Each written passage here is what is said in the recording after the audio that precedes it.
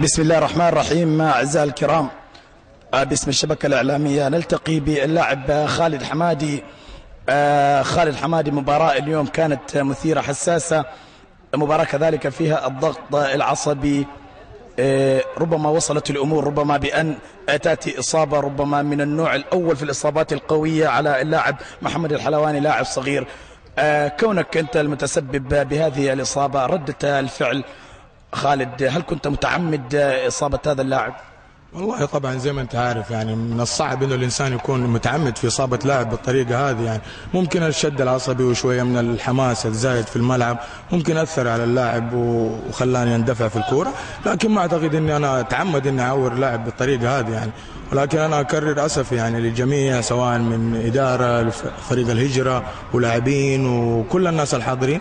طبعا انا اتمنى انه اللاعب يعني يكون في صحه افضل ان شاء الله في المستقبل العاجل، لكن هذا الله وهذه حكمته يعني. لكن انا ما اقصدها فعلا ما اقصدها يعني، لكن اكرر اسفي مره ثانيه واقول عد هذا الله وهذه حكمته يعني. كابتن خالد، بالامانه كيف حدث الموقف؟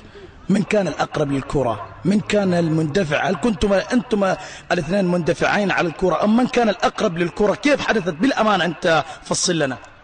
والله طبعا أنا ممكن أقول لك أنا في نظرتي لولا رؤيتي لأن أنا أقرب للكرة ممكن ما نزلت بالطريقة هذه، لكن أنا حسيت إنه اللاعب أسرع مني للكرة والكرة كانت أقرب يعني لي، فحدث الاندفاع. حسيت إنه اللاعب يعني ما شاء الله خفيف في وزنه في حركته، فحبيت إن أنا أسبق على الكرة.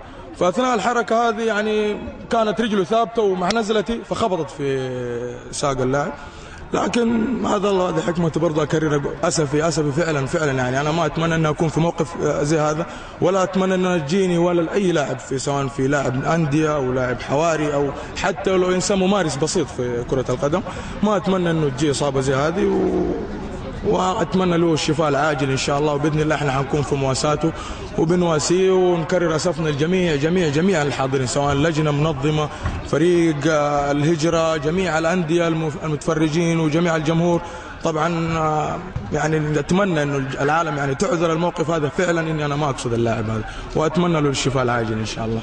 إذا شكرا لك يا خالد. أتمنى أيضا واقع هذه الإصابة ألا يؤثر في معنوياتك، هذا أمر يحدث في كرة القدم ونحن كلنا مؤمنون، وما يحدث دائما في مثل هذه العوامل أمر يرجع إلى القدر والمكتوب.